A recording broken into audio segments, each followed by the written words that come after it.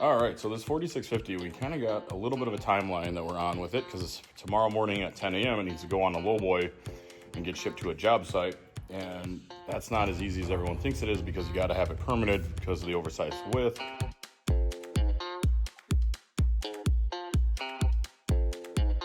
Hey, we're back in the shop. Unfortunately, we still have a tractor there and a tractor there, but put up that we're not looking at it.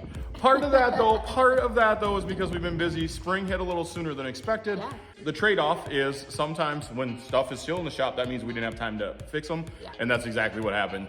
We're sitting here now, we got all the corn in, we're down to just 2 small fields of beans, and what's the date?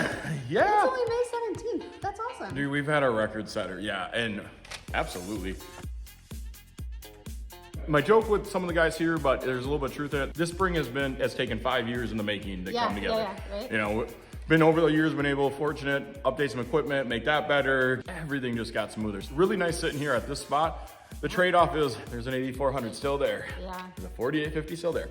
But you'd rather have seed in the ground than absolutely. tractor space. Yep. Yeah. Part of that's just part of the game. Fall's the same way. And it's like coming up. I mean, yeah. I'm like looking at the fields. I'm like, oh my goodness! Like the weather really has been. That's what I was telling Adam. I'm like, yeah. hey, we got like 3/4 of the corn planted really early, and I'm like, dude, we gotta get the side dresser out because it's not gonna take long. Yeah. Still a little ways away yet, but it's not gonna take long. Good work. Well, this week, what I thought was kind of fun is when I look back through my phone here the last couple weeks, sometimes we'll focus videos on the big repairs, like what's behind us.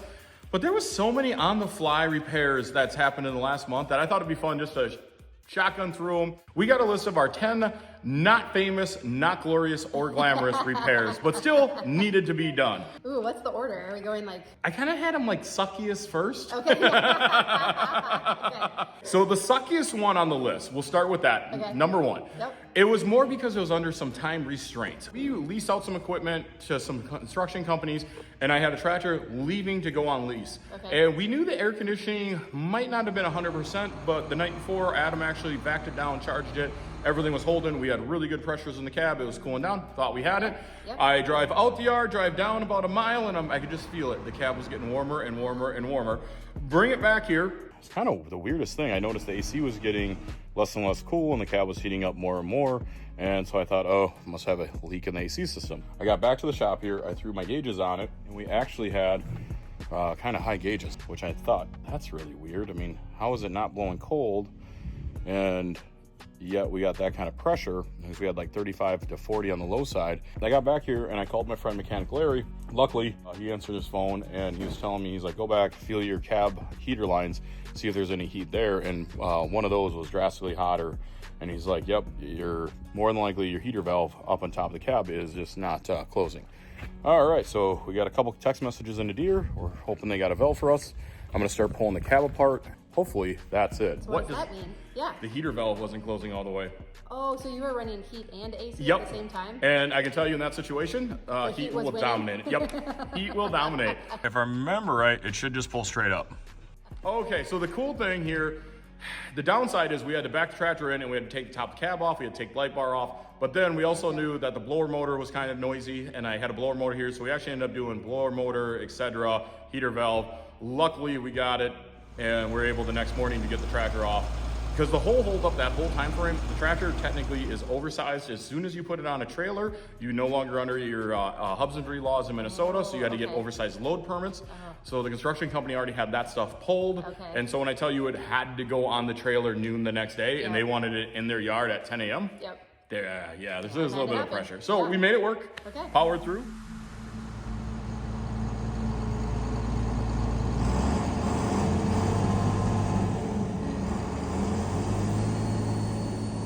Okay, so the next one isn't necessarily a repair, but I think it's hilarious. Okay. You ready?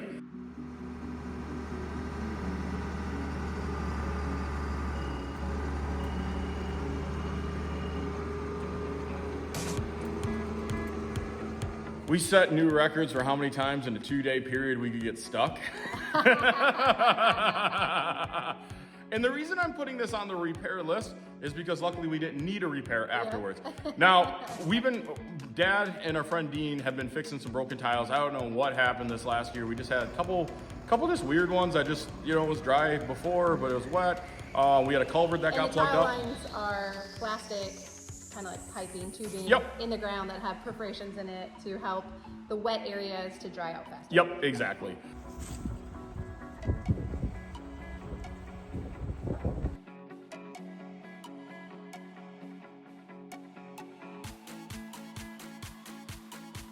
Well, once you know it, we found 2 different spots where we got the tractor stuck. So I got stuck first with the planter.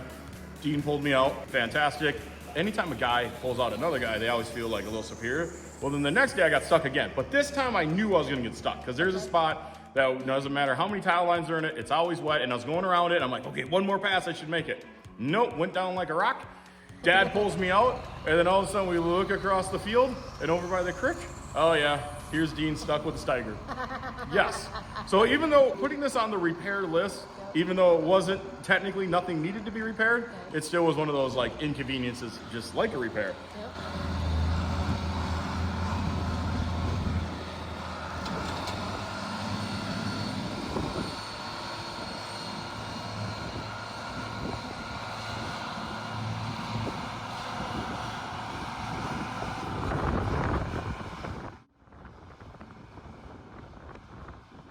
That brings us to number 3 on the list. Okay. Number 3 on the list, the roller. Okay, the roller was a little bit too full. The roller runs really close to tree lines, and we're not, just sometimes there's a low-hanging branch and it knocks all the lights off of it. And we had fixed the lights a million times before, but finally this year I was like, hey, if we're gonna do this, let's try to make some lights that can hit the tree branches back and still stay on the roller. That's our goal. Hold your own in the fight. Yeah, you gotta be tough to hang around here. That's kind of the joke. Well, we're doing that, and all of a sudden Adam looks over and he's like, hey, this wheel's kind of raspy. And I'm like, oh no, you gotta be kidding me. And Adam picked up that one of the wheel bearings was really loose and he thought the wheel bearing was out. Look at it, that's a lot of grease. Yeah, when you shake it, it shakes more in the hand. And luckily though, we ended up pulling a couple wheels off. None of them, the bearings were good in all of them, but we still had to just tighten up the nuts and pack all the bearings, re-grease them. Even though not a major repair, still just kind of an inconvenience. Oh my God, that was hilarious. Are you okay? Do you need, okay, we're just gonna leave him alone. What happened? I didn't see. That's the maddest I've seen you in a long time.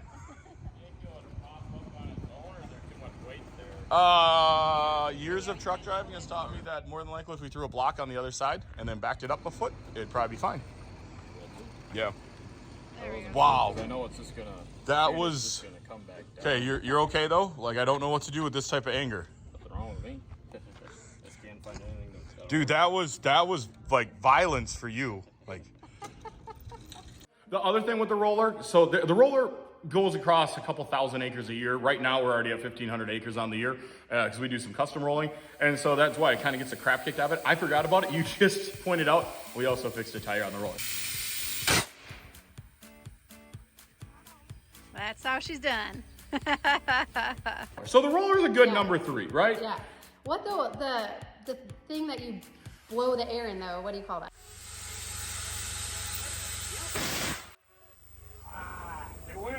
We always called it the Cheetah. That was kind of the company name that originally built them. Okay. The one we use actually Dad built because, you know, we're cheap farmers. Like, I'm not going to buy that. We can build that. Yeah. And so that one's been around for like 15 years and Dad built it from scratch out of an old air tank. So it just doesn't just blast a ton of air into the tire Yes. at once? What happens is when you put tires on rims, sometimes the sidewalls can be in more than you want them and you got to get them out to get to the edge of the rim. Okay. And so that just blasts it with a huge volume of air. And then most of the time it goes and then seats the tire. But that one, I think you had to do it twice. Sometimes, yeah. Okay. So those are actually, I forgot the size, but they're actually what they call an F1 tire. They have an extremely heavy sidewall. I think they're like 90 PSI, which is a lot of air pressure. So they're built really heavy to handle the weight of the roller. Okay. So that's kind of one of those extreme cases. So you got a really heavy sidewall on a very narrow rim, and sometimes it's hard to get it to do what you want it to do. The adventure of life never stops. I was driving down the road. The truck started making a horrible vibration. Thank you so much for this. I'm having fun. Yeah. Okay, number 4 on our list. This one could have been higher, but because of the time of the year, I put it lower on the list. Okay, I'm driving down the road in a semi, and all of a sudden, I just feel my butt shake like there's no tomorrow. All right, well, we are doing a whopping like 0 miles an hour. I think I'm doing like 3 or 4. I was driving down the road, and the truck started shaking very violently, and at first I thought I had a bad tire. And so I got pulled over, stopped, and actually it looks like the bolt came out of the back yoke on the back of the transmission. And well, the good news is very close to home, so we're going very, very slow back to the shop. But just happy, could have been worse. Originally, I thought I blew a steer tire, and luckily I was super close to home, which that made it easy. We actually had the bolt on the back of the bolt that holds the yoke onto the back of the transmission. So basically where the U-joint goes, that came off and then cocked to a weird angle and just sent a vibration through the drivetrain like there's no tomorrow. Oh my goodness. Yeah. Yeah. It took, once I got stopped and pulled over, it actually took a little bit of time to figure it out because I didn't, like you can see the drive shaft, but. All right, well, good news. We got the bolt we needed. So I live about 10 miles from a salvage yard, an old they're salvage yard. They kind of cut up all kinds of different trucks, or every brand of trucks, but they still carry a decent Mack part lineup for older trucks. And this salvage yard Manders has just been so good to me over the years. So good to me. Oh, thanks, Manders. Appreciate it. Luckily, local repair yard Manders had one, and so it's so awesome. The next day I was able to stop in there, get a bolt, put it back together, and hey, we've been trucking with it ever since. So, yeah. You just never know. Like, you never know what's going to happen, right? Like, every day it's like a surprise. Oh, man, it is never boring around here, is it? Like, you never see your brother just like sitting around sitting on the lawn, hammock, you know, nice seat. Yeah, no, never.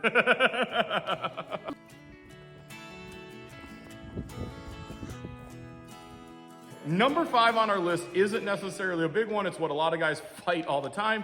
Where it becomes more funny than major repair is, I should have known better. Okay, I'm going across the field. I planted most of the night. The next morning, I took a little nap in the tractor cab because I just wanted to keep moving. And I knew the night previous, like I was running out of power. And I thought, okay, maybe I could finish this field. Like so many people have thought those comments, right?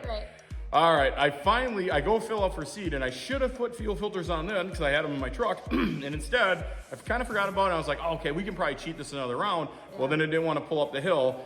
I started losing power, which usually means fuel filters.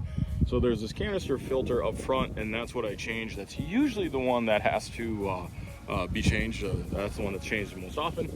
And then did that. I just climbed a hill here, and nope, no power. So we're gonna try and just drain the square filters, see where we can get to. I got new filters in the truck, but they're across the field, and so let's see if we can't get by with this right now. It's what I get for trying to take the easy way out.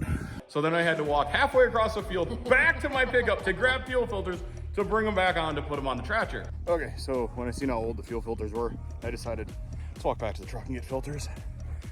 Like I said, it's what I get for taking the easy way out. A lot of times that trick works. So that's kind of God saying, hey, take that. And I give you a warning. Yeah, like you knew, now you can walk. So again, new fuel filters, all worked out good, but it was, the irony of it was Eric's going for a nice half-mile walk across the field. You know, wake you up a little bit. Yeah, there you go, yeah.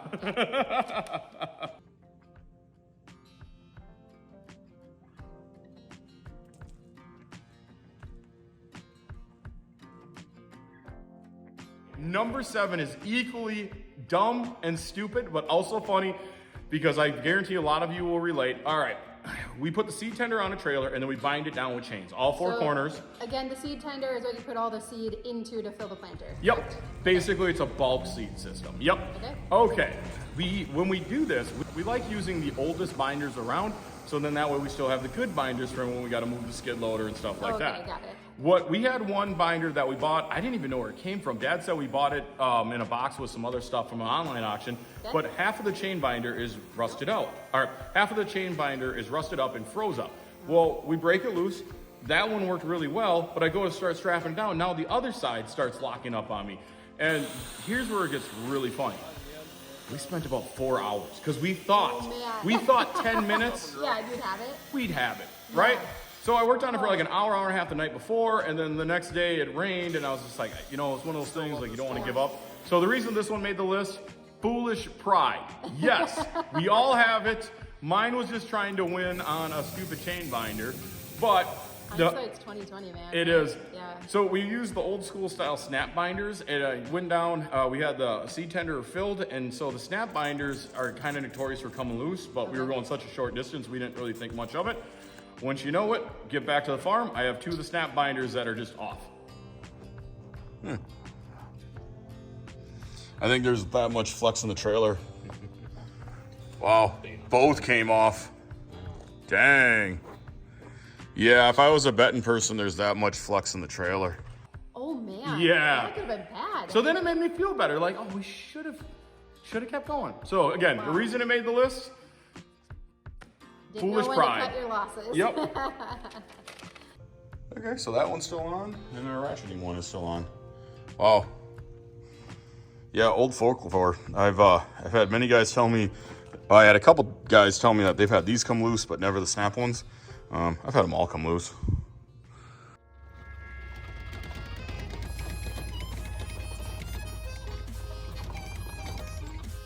Okay, number 8 on the list is wheel bearing on a digger. Now, this one too, we've replaced them before.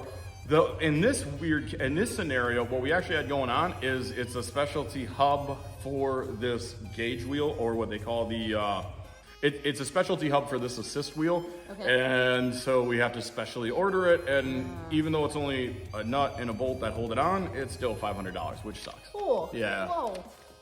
I know. Okay, so it's kind of funny.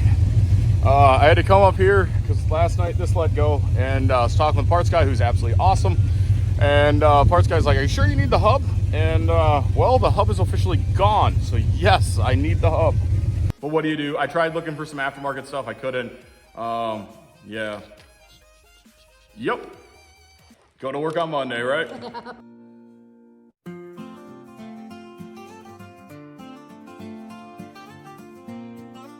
Okay, number 9. This one's kind of funny, and this one I think is going to be relatable. Okay. This one's not necessarily repair, but it is an inconvenience. You ready? Okay. Yep. That's the first guy that's ran out of fuel all spring. High five. Running out of fuel. Nuh-uh. Yeah. In what? Okay. I am not going to bust anyone's butts for that because I've done it. Can I tell you one funny thing too? He was in the yard at least twice today. Okay. So our rule usually is never leave the yard without fueling, even if you're only down like 6 inches. Most of the guys here have done it, but in this case... I've never ran out of gas. Ever? No. Wait a minute, wait. You're talking car, right? I technically have never ran out of gas Yeah. either in a vehicle. Oh, okay. Tractors are a little different because you know the fuel gauge don't work. They never work.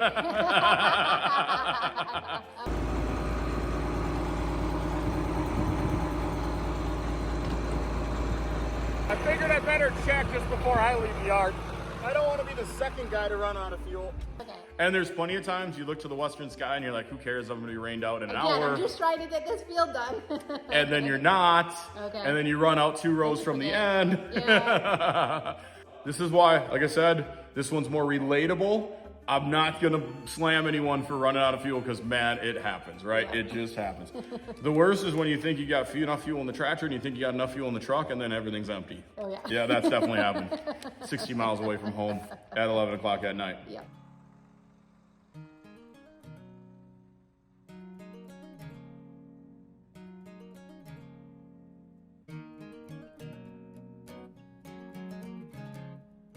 Okay, this next one, number 9, is kind of an interesting one because it ties into 2 different tractors. Okay.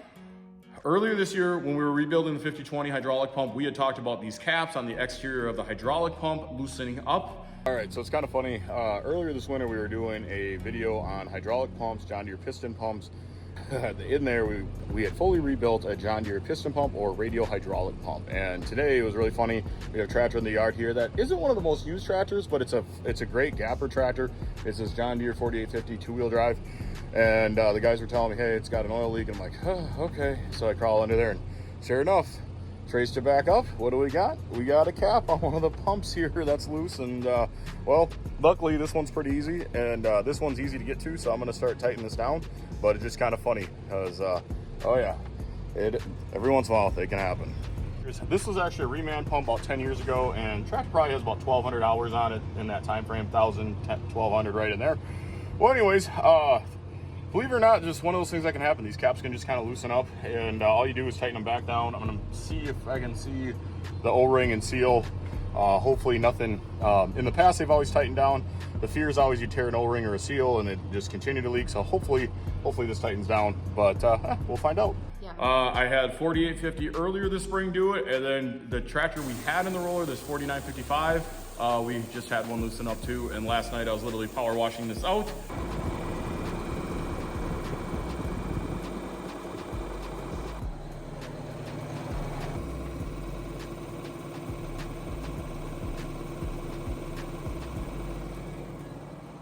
Mark, my dad was right. It is a cap. And the funny thing is, prior when I had these, I guess sometimes I can just loosen up. So the downside is this is at kind of like what if you're looking at the pump, 7, 8 o'clock position. This one's gonna suck. This one's gonna suck to tighten up. We'll leave this for tomorrow. We're getting rain down right now, which no fun. So I'm gonna wind up the power washer, and but now we know what it is. So it's not anything major, it's just an annoyance. But yeah, we'll worry about this tomorrow. So, oh, it can happen. Now the downside, it's not the worst repair in the world, but it is a time-consuming one, and that's again where it's like, don't got time to fix in the field. So you kind of need some specialty wrenches. Let's just swap out tractors. That's what we did. So we took the front wheel assist 4955 out of the roller and put in a 2-wheel drive 4850. It worked.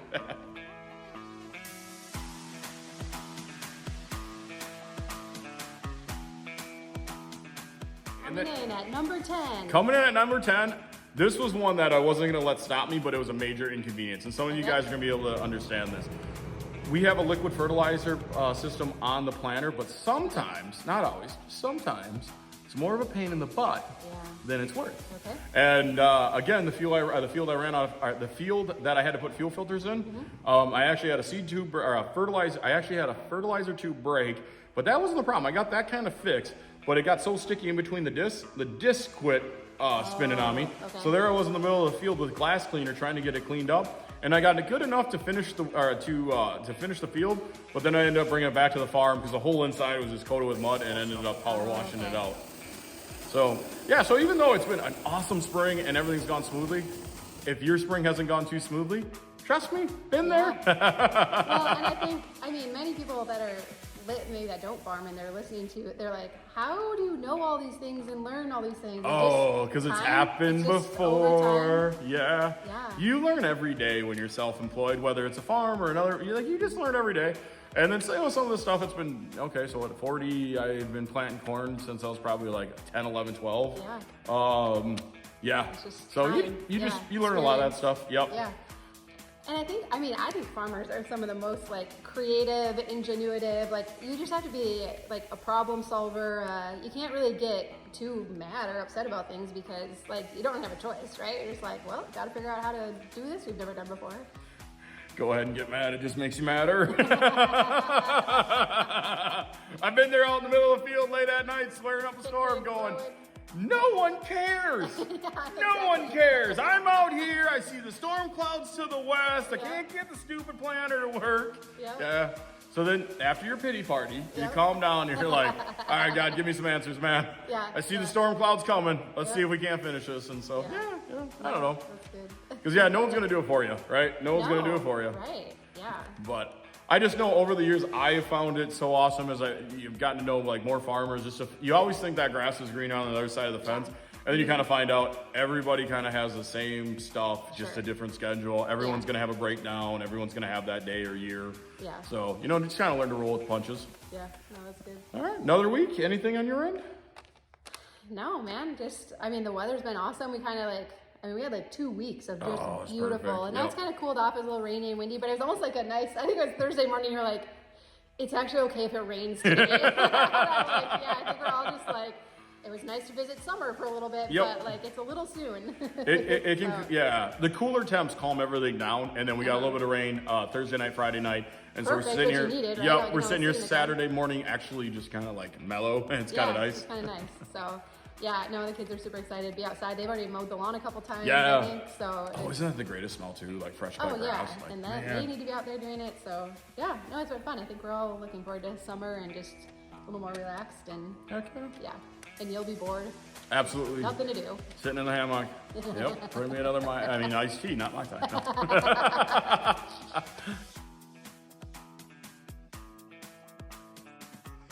No. You guys going for a side-by-side ride? Yeah, kind of cool, ain't it?